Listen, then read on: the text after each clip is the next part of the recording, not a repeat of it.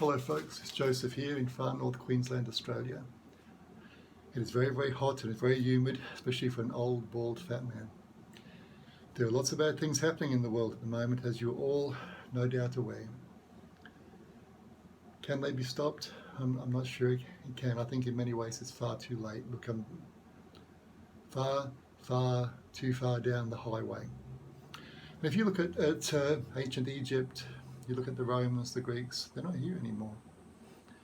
And their lives were just as valuable as ours. All lovely human beings, and now they're gone. And the things they made are just ruins. It happens. We can't always be forever blessed, and we've done dreadful things to our world. And I think we're reaping the results of that. Back in about 1970, me as a young man, I was living in a place called Belthorpe in the hinterland of southeast Queensland, in the mountains. You can Google it. Stunningly beautiful place. It was just primeval rainforest and streams and wild animals. And I used to go for walks with my dog, and we'd go through the forest, and it was probably the most beautiful part of my life. And one day we went through, and what should have just been endless forest going all the way 2,000 kilometres to Cairns. We came out of the forest, and there was a huge area of trees that had been flattened by giant bulldozers. Nothing, they're just on and on and on as far as you could see. And I cried. And in my heart of hearts, I knew that this was the future. This is what was coming for us. And from that time on, I've been sensing this time now, and where we've come to and what's happened. Okay, we have the virus thingy going on in China.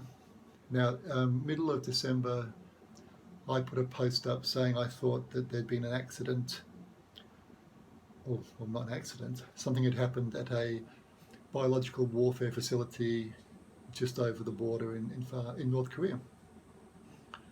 And then not long afterwards, we have this appear. There might not be a connection, but I think there is in a sense, that maybe I'm a bit out with my distance. I truly believe that this virus is a biological warfare manufactured virus. And the way that it's mainly affecting our poor Chinese brethren, it could even be more pointed in its intent than a general virus. It seems to be mutating very, very quickly. Interestingly enough, the only thing they found that worked quite well was Tamiflu and HIV drugs. There's something very strange about this whole thing. And it's early days in it all. It's just, 6 weeks on, and look what's unfolding. 400 million Chinese people sort of basically stuck in their home. International trade has come to a halt. And we have this worrying, evolving virus spreading around the world. And it can't be stopped. It's too late. The cat's out of the bag. So far, it's mainly killing old fat people with diabetes, and that's me, so I'm gone. So I'll be back though. It's a worrying thing, and it's a new virus, a Nova virus. So it's new to our species, and it's not going to go away in a hurry. And I think it's going to alter, and eventually probably become like the flu or like the cold, something that appears every winter, sweeps the world. You go back to the Spanish flu, 1919. First time it went around the world, it killed some. Second time it went around the world, it killed between 50 and 100 million people. It had mutated to that extent in a year. This is very worrying, and I think the effect it's going to have on the world is going to be lasting. It's going to change everything forever. It will, in a sense, it's like China's 9/11. It will give people an excuse to change everything forever. The laws restricting movement, it'll just be very, very different. It's a continuation of the bullshit we faced through the 20th century, and here we are now.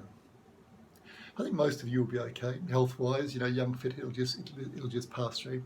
But I think it's going to do some odd things, like with the Zika virus, how people bounce back from that, yet the children were deformed.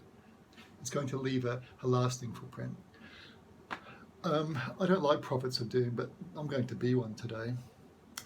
And please feel free to dismiss it, and I very much hope I'm wrong. I call myself a fortune teller because I can't stand the shitty, prissy little self-righteous names that people give themselves who do my sort of thing. You also could do this sort of thing in the sense of you could sense the future, you could sense things. It just takes a lot of practice and a bit of self-confidence and proving things to yourself. It's very important to do all of these things, and you can do it. It also takes courage, something which I lack enormously sometimes. I don't look at my future. I think I'll never become a ballerina. You can live in hope, hey? No, but seriously, it's hard, it takes courage. And when I reach out now, psychically, energy-wise, there's a tsunami on the horizon. For us all, it's coming. And we need to do something about it. Right, looking ahead, this is how I see it. There are too many of us on the planet. We've overpopulated. We've outlived and outgrown the space that is ours. Billions too many, including myself. What I see in the decades ahead, more of this sort of stuff, the virus, famine, water shortages, horrendous weather events. It didn't have to be like this, but we're too far down the road. I think it's too late to stop it. But human beings being what they are, our species isn't going to die out. We're too resilient. We're like super intelligent cockroaches, maybe not so intelligent. We're not going to disappear, and they will adapt and they will evolve. There's a book you should look up called Silent Spring that was written in the 70s by a lady who proposed a time that it would be a silent spring. No bees, no insects, no birds calling. And we're getting quite close to that. And it's a terrible shame. And the lions and the rhinos and the elephants, it's a pretty dire future for all of them. But the thing you will notice in the years ahead, they'll cure cancer, they'll cure these horrendous things, they'll get a hold on these viruses. It'll be too late for most people though, but they will do this. And the technology will be incredible. Give it 100 years, they'll start regrowing rhinoceroses, they'll start regrowing elephants. I'm sure they'll put them in lovely, lovely places for people to come and have a look. But you probably won't see toads again, only animals that are going to be sort of financially worthwhile that people will want to see. And politically, militarily, the centuries ahead, it's going to be very, very hard. And the human race will not thrive. It will not be an easy life. It will be hard. Read some history. Go back to the Middle Ages. It was a time of constant war and conflict. Hardly anyone was happy. Hardly anyone was safe. We're going to go through that again. I'll repeat something I saw. I've mentioned it before. And it's a dream vision I've had for over a decade. And in it, I'm coming in like a satellite height. Coming in the north, over the North Pacific, from Alaska, coming in there, over Japan, down towards Vietnam. And there's hardly any lights. Do you know how you can see, like, the Earth from space on telly, and you've got all these lights and cities everywhere? There's hardly any lights. Just a few, maybe 3 or 4 in China, 1 in Vietnam, a couple in Japan. And I know that they're big cities. But the light's different. It's not like our sharp light. There's something soft about it. And there's also a feeling that the forest is mainly back. The nature's it's rebounding, but it feels about 300-400 years in the future. It feels a long time into the future, and there's a lot less people, maybe 1 billion instead of our present 7 billion. Something else that's interesting, because I live in Australia and I love the indigenous folk here and all that they've done, the oldest culture on earth. I think 300 or 400 years from now, they will have the top third of Australia as their own country, their homeland again, with no one to tell them what to do or boss them around, their own military, their own economy. It'll be a very different world from this one. It's not time to give up hope, but it's time to adapt and to get to grips with things, and to concentrate with the important things that are essential to you, your family, the people you love, the things you want to do, the hope you have. But the world's is poisoned, and things are going down really quite quickly.